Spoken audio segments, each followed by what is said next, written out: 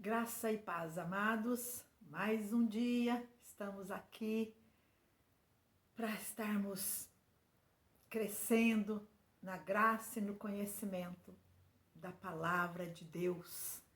Que nós estamos sendo a cada dia sendo aperfeiçoados com essa perfeição do Senhor dentro de nós. E hoje nós vamos falar sobre um assunto que eu acredito que vai ser muito bom para o nosso crescimento. Sabe como é que chama o título desta mensagem? O encontro de duas vontades. Uau! Vamos orar para que isso seja claro dentro de nós, pela luz perfeita do Espírito Santo. Amém. Papai,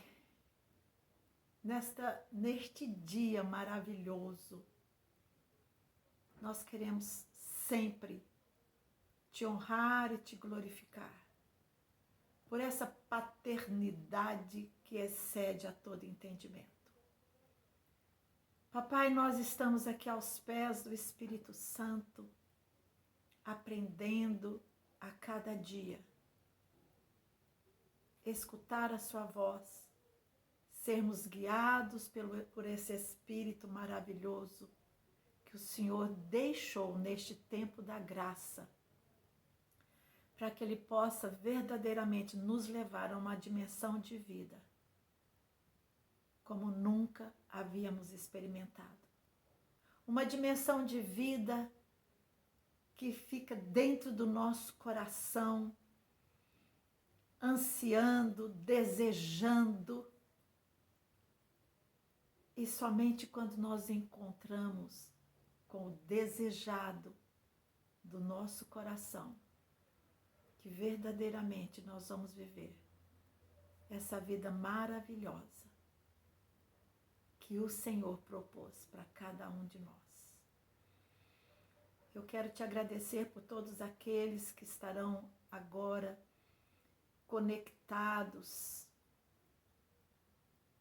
aos pés do Espírito Santo,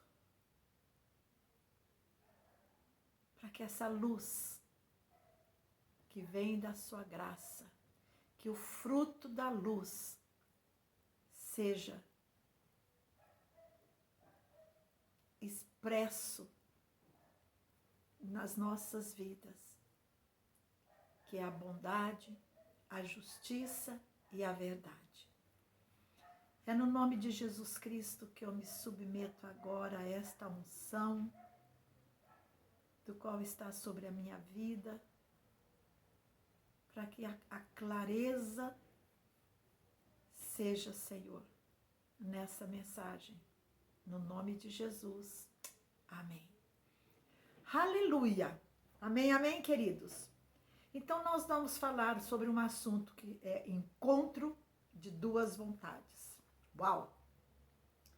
Se perguntarmos para qualquer pessoa que se diz cristã, que crê em Deus, sobreviver, não é sobreviver, sobreviver a vontade de Deus, sendo a melhor opção para ele, creio eu que a maioria dirá sim. Creio que a maioria dirá sim. Ontem eu tive uma experiência, eu estava fazendo minha unha, e nós estávamos justamente conversando a respeito dessa vontade, da vontade perfeita de Deus, e a gente estava conversando, e a pessoa que estava fazendo a minha unha, nós estávamos conversando, e eu falei assim, a vontade de Deus é o lugar mais seguro para nós. E a pessoa até respondeu, é verdade. E aí, eu fiquei com isso, né, no meu coração. É verdade, às vezes nós falamos, porque temos um assentimento na nossa alma, nós temos um assentimento de que Deus é perfeito, sim, que a vontade de Deus é perfeita, sim. Mas, quando chega no nosso dia a dia, as nossas atitudes não vão refletir aquilo que falamos, aquilo que é só um assentimento mental. E aí eu fiquei pensando nisso, sobre esta vontade, esse encontro dessas duas vontades. Eu quero dizer para você que a queda do homem foi justamente essa, que a sua vontade prevaleça independente da vontade soberana do Criador. Nós sabemos de toda a história, você que é um leitor assíduo da palavra, que tem crescido na graça e no conhecimento, lá em Gênesis, Deus expressou a sua vontade quando ele fez aquele jardim, colocou o homem naquele lugar maravilhoso, e Deus só falou para, olha, você pode comer de tudo que tiver aqui, mas daquela árvore ali você não come não, porque se você comer, você vai morrer. Então, a vontade expressa de Deus foi falada, foi conhecida naquele casal lá do Éden, naquele que estavam lá. Então, a vontade dele foi conhecida. Mas aí, o que aconteceu? O homem resolveu viver essa independência da vontade expressa de Deus. E aí o homem passou a provar de uma vontade que o tempo todo contradiz com a vontade do seu Criador. Embora sabemos que a vontade de Deus é perfeita, é boa, mas mesmo assim as atitudes do nosso dia a dia não vão expressar esta vontade que eu creio que é a melhor. Eu quero dizer para vocês que essa vontade adquirida pela independência do Criador passou a governar o ser humano de uma tal maneira que ele passou a ser o quê? O centro do mundo. Todos têm que prostrar diante da minha vontade. Fátima, você está exagerando. Tô não, rapaz, presta atenção. Presta atenção no seu dia a dia. Presta atenção nas suas atitudes. Se você não quer que a sua vontade prevaleça, independente de qualquer outra vontade. Você pode imaginar que toda discussão, toda polêmica, todo orgulho, todo egoísmo e coisas semelhantes vem de uma única atitude que foi gerada no inferno, que adquire força quando expressa em uma vontade totalmente influenciada por pensamento egocêntrico. Eita, Fátima, tá pegando pesado. Tô não, meu irmão. Tô mostrando a grandeza de Deus nas nossas vidas. Vai até o fim, pare não. Amém? Essa vontade egocêntrica, ela grita tão alto que quando você se vê cercado por opiniões contrárias à sua vontade, você vai fazer de tudo que a sua vontade prevaleça. É assim e é desse jeito, pronto e acabou. Uau! Você já pensou que essa sua vontade, essa vontade que você quer que a todo custo prevaleça, está fora da vontade perfeita do Criador?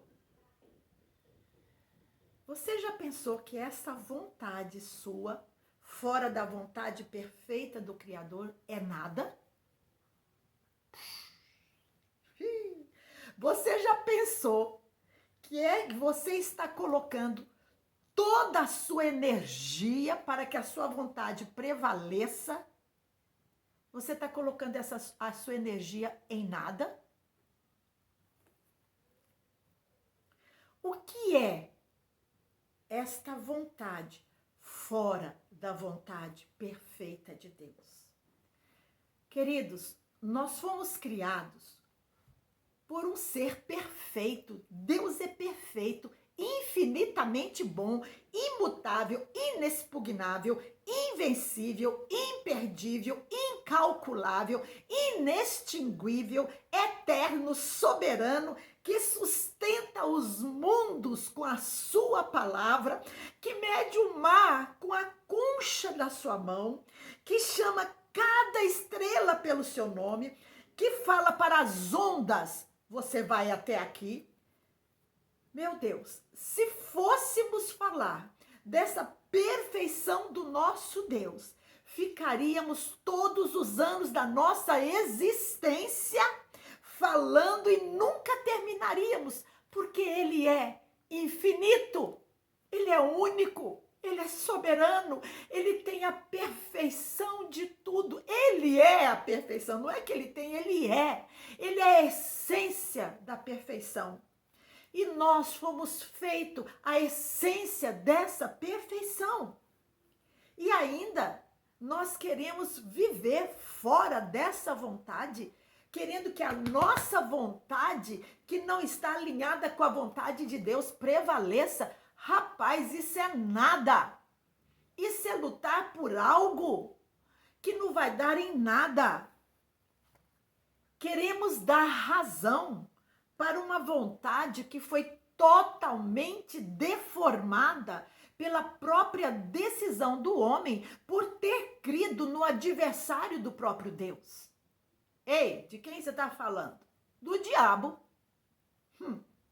Lúcifer, sendo um querubim de alta patente, está lá na palavra em Isaías, ele ministrava diante do trono do Altíssimo, mas ele colocou a sua vontade acima da soberania do Criador. E com isso ele foi expulso da presença gloriosa do Senhor. Presta atenção nessa palavra expulso. Ele foi expulso da presença gloriosa do Senhor.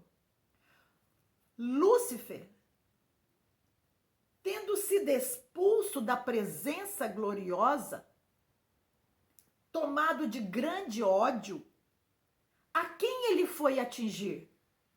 A criação perfeita de Deus, o ser humano.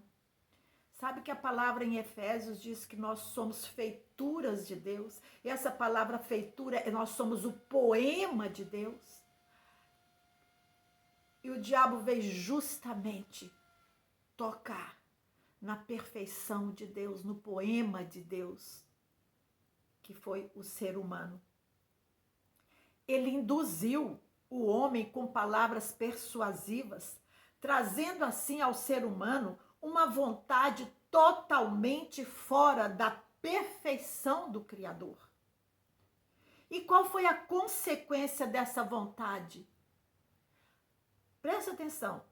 Lúcifer se tornou Satanás, porque ele se tornou adversário de Deus. Ele foi expulso. E quando ele é expulso da presença de Deus, ele vem colocar com palavras persuasivas no homem a sua vontade, que era uma vontade acima da vontade soberana do Criador. E qual foi a consequência? Ele foi expulso. E o homem, sendo filho de Deus, criado à sua perfeição, por essa rebeldia, ele também foi expulso da presença gloriosa do Senhor. Eita! Mas eu glorifico a Deus pelo seu amor insondável, por essa graça soberana, que Ele nos amou tanto, que Ele veio ao nosso encontro na pessoa de Jesus, nos oferecendo essa grande salvação, a graça de outra vez ter a nossa vontade em conformidade com a sua perfeita, boa e agradável vontade. O encontro dessas duas vontades revelará na sua vida qual vontade tem prevalecido. A vontade que prevalecer, provaremos do seu resultado. Viver fora da vontade perfeita do nosso Criador é viver perigosamente. É sermos totalmente responsáveis pelas consequências que virão. É sermos totalmente responsáveis pelos resultados. Depois nós não podemos falar: como aconteceu isso? Pare e pense se a sua vontade estava alinhada com a vontade perfeita do seu Criador, daquele que você diz que é o seu Pai. Pare e pense. Iremos colher um fruto que nós mesmos não queríamos comer. Foi oferecido um fruto para Adão e Eva. Eles comeram. Eles escolheram o que eles não queriam. O que eles escolheram? A separação eterna de Deus. Mas Deus amou tanto o mundo que não quis essa separação. E Ele proveu um homem, Jesus Cristo, com a vontade alinhada ao seu Pai, ao seu Criador, para que eu e você pudéssemos estar outra vez alinhados dentro dessa vontade, submetida a uma vontade soberana. Aleluia! Quando a vontade de Deus, querido, quando a sua vontade encontra com a vontade de Deus e você se submete a esta vontade perfeita, Ele passa a ser o responsável para que a vontade dele prevaleça na sua vida. Vou repetir. Quando você abre mão da sua vontade, que não está alinhada com a vontade perfeita do Pai, o Pai passa a ser responsável para que a vontade perfeita dele prevaleça na sua vida. Meu Deus! Abrir mão da sua vontade para entregar a vontade do Senhor é a vontade mais acertada da sua vida. É a decisão mais sábia que você tomou. Quando realmente, queridos, aprendermos que se a nossa vontade não estiver pautada na vontade perfeita de Deus, estaremos exercendo uma vontade debaixo de uma mente rebelde, egoísta, manipuladora, orgulhosa, egocêntrica, que insiste em não abrir mão de si mesmo. Os resultados são danosos, pois você estará se submetendo outra vez ao seu antigo dono, a saber, o diabo. E ele vai estar aplaudindo, porque ele está vendo que a sua vontade não está submetida à vontade do Criador. E o que o diabo mais quer é isso, sabia? Rei, em cada vontade submetida, presta atenção. Olha o que o Senhor falou. Que coisa tremenda. Em cada vontade submetida à vontade perfeita de Deus, você, eu, estamos declarando na cara do diabo: você me perdeu. Você não precisa de falar isso para ele, eu estou falando aqui para a gente ver o que acontece no reino espiritual. Porque quando você está fazendo a vontade do Senhor, quando você está debaixo da soberania de Deus, você já está, pelas suas ações, pela sua vida, você já está falando para o diabo: ei, você me perdeu. E você está dizendo: você não conseguirá mais fazer da minha vontade um joguete das suas vontades. Você me perdeu, diabo.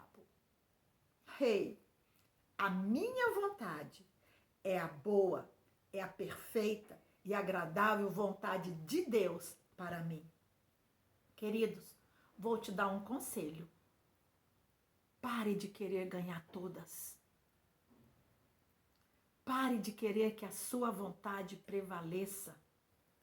Para de querer que a sua vontade seja a última palavra. Sabe qual foi uma das últimas palavras de Jesus Cristo? Pai, perdoa-os, porque eles não sabem o que fazem. Eu vou parafrasear, eles não sabem a quem eles estão ouvindo.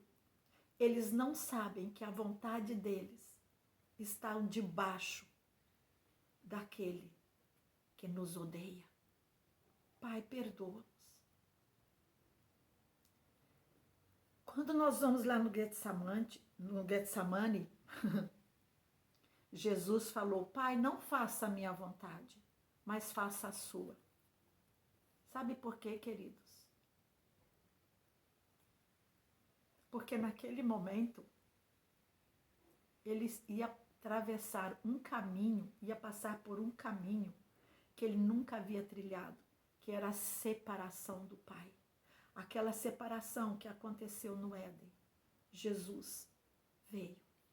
E pensando nisso agora mesmo, antes de trazer essa palavra para vocês, eu pensei nisso, eu até escrevi, eu falei assim, Pai, eu creio que naquele momento crucial da vida de Jesus, em questão de segundos, ele presenciou o que é viver eternamente separado do Pai. Ele nunca havia separado. Mas naquele momento também ele pensou, o que é viver eternamente na presença do meu Pai, sem os meus irmãos? Jesus, naquele momento do Getsemane, ele falou, Pai, não faça a minha vontade, faça a sua. Naquele momento, ele falou assim, se prevalecer a minha vontade, estou parafraseando, amém? Se prevalecer a minha vontade, eu vou viver eternamente com meu Pai, sem os meus irmãos. E vou deixar os meus irmãos na mão do inferno. Mas não, com toda aquela dor, o sangue escorrendo, ele suando sangue, diante desses pensamentos, isso eu estava aqui parafraseando junto com o Pai, eu creio que nesse momento ele falou, Pai, não faça a minha vontade, vale a pena eu fazer a sua vontade. E lá em Isaías, a gente vê, vamos abrir lá em Isaías 53, que ele fala assim, já estou terminando, amém? Em Isaías 53, ele fala assim, logo depois do sofrimento, 53:11, ele contemplará o resultado da sua obra, o empenho da sua alma e ficará satisfeito. Mediante a sua sabedoria, o meu servo, o justo, justificará muitos e tomará sobre si mesmo as más obras dos seres humanos. Queridos, nós não calculamos o que foi a cruz. E eu quero ler para vocês também, quando Jesus estava lá no Getsemane, em Mateus 26, que ele fala assim, a minha alma está sofrendo dor extrema, uma tristeza mortal. Essa tristeza mortal, no grego, é uma ideia implícita de miséria futura no inferno. A sua miséria futura no inferno. Jesus desceu no seu lugar. Ele ressuscitou. Por quê? A vontade soberana do Pai prevaleceu na vida dele. E se você verdadeiramente se alinhar com a vontade do Pai, que é boa, perfeita e agradável, você vai provar do melhor de Deus na sua vida. E isso chama, renova sua mente, muda seus pensamentos, muda, não queira ganhar todas. Quando você está querendo ganhar, prevalecer a tua vontade, você já perdeu. Você está lutando por nada. Mas quando você entrega para ele batalha as tuas causas. Porque ele é soberano. Ele é Pai. Ele é amoroso. Amém. Eu quero agradecer ao Pai. Porque nesses 28 anos de caminhada com ele tem me ensinado que a vontade dele, quando prevalece, é o melhor dele para mim. Amém? Querido, se você foi abençoado, corra velozmente essa palavra.